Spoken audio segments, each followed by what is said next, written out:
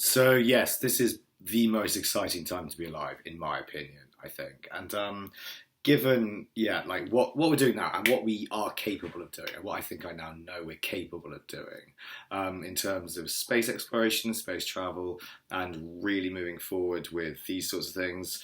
And we launched the James Webb Space Telescope, about 8 or 9 months ago now, is it? And we're just starting to get the data now from the telescope um, about exoplanets, and I'm just waiting on tenterhooks for us to sort of begin looking at, for instance, exoplanets in the Gliese systems. Those will be really, really interesting, I think. Looking at Proxima Centauri uh, as an exoplanet discovered in 2016 in the system of Proxima Centauri. Um, this Proxima b planet that's orbiting within the habitable zone of a red dwarf star on Proxima Centauri, and in orbit around Proxima Centauri. Um, that like it's about 1.07 Earth masses. It's in the habitable zone. It seems like it'd be a rocky planet.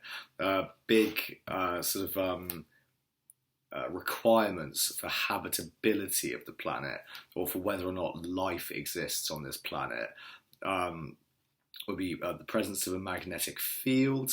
There's other issues, such as the fact that Proxima b is a flare star, due to the fact that it's in a binary star system, or it's within the presence of Alpha Centauri, its larger partner star, and because of the tidal gravitational forces of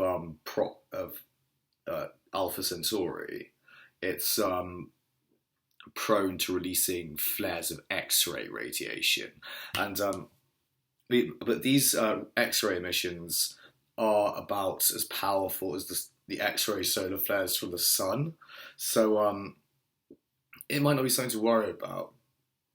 However, having said that, its habitable zone is far closer to the planet than we are to the sun.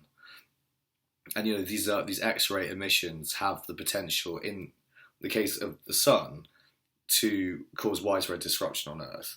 However, there's always a very low likelihood, actually, that we'll ever be hit by such a solar flare from the sun, because the Earth is a tiny little dot compared to the sun, and these solar flares go off in all sorts of different directions instead of hitting the Earth, thankfully. Because it's X-ray radiation, I don't think our magnetic field actually does much to repel that, or anything at all.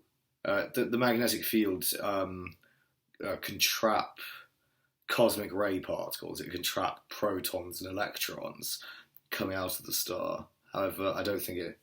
It doesn't. It doesn't trap X-rays. So it's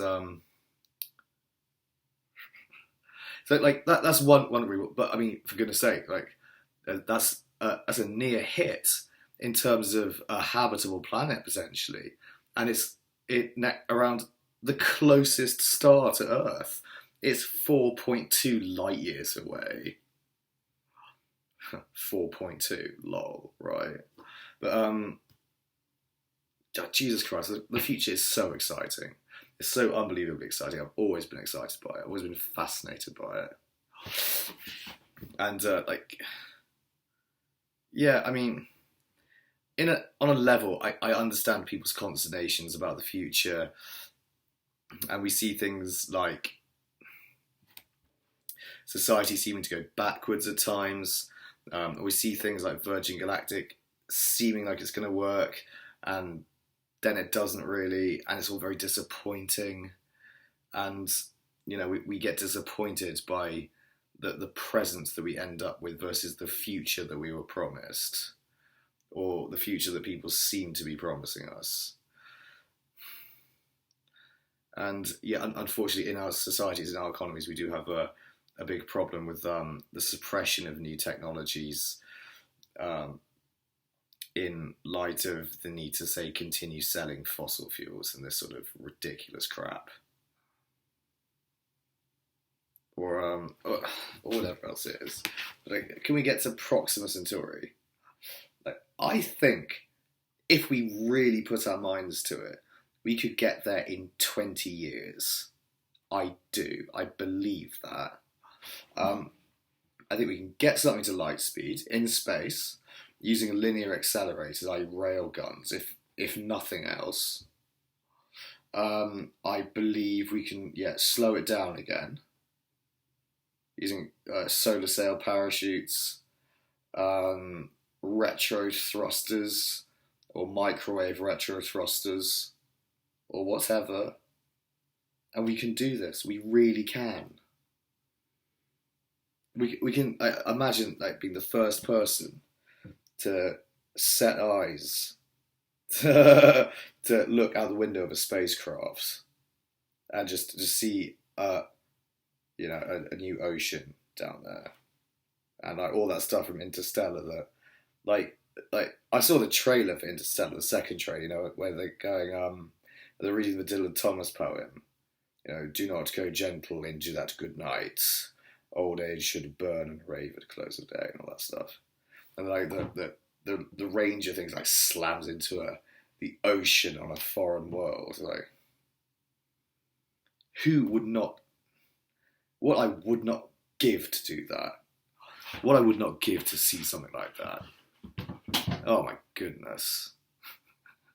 And yeah, not just through the James Webb Space Telescope. No, through the the window of a spacecraft. Yeah, I want to see that, definitely.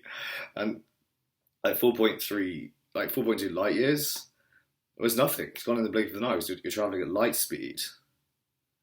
And a decade or so passes on Earth by the time we get back. So what? Gone for 10 years. Or, however long it is. Let's say stick around there for a couple of years and gather some samples, whatever. Oh, the dream of doing it. Great. Amazing.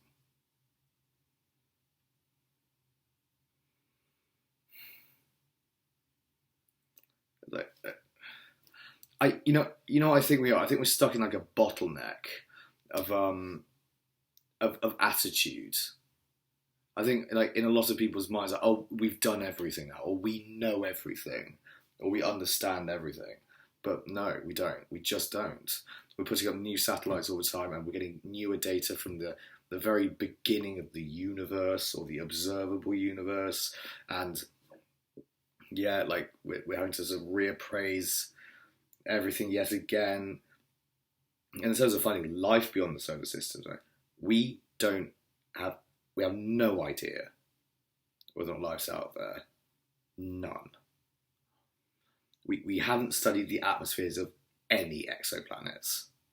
We haven't had the capabilities until basically right now. that will be, if and when, and I suspect it's when, the James Webb Space Telescope finds an atmosphere that indicates the habitability of an exoplanet for life. That'll be when we'll start doing this for real, properly. And we'll get there. Then we'll really start doing it, I think. And yeah, like you'll see these rockets. You'll see these rockets beside the Empire State Building. I'm like, yeah, all right, we want to get all this stuff on Mars. Yes, we want to get out to the solar system. And yes, we want to, build fusion propulsion systems in space and microwave propulsion systems in space, or rail guns in space to shoot spacecraft to alien worlds. Yes. Good stuff. But like at the moment, it's just like such lethargy, isn't it? It's such like an apathetic kind of like internet world. Yeah, you're wrong. Yeah, you're the meek. You're gonna inherit the earth. You're welcome to it. I want like to see what the fuck is out there. Who wouldn't really? Come on.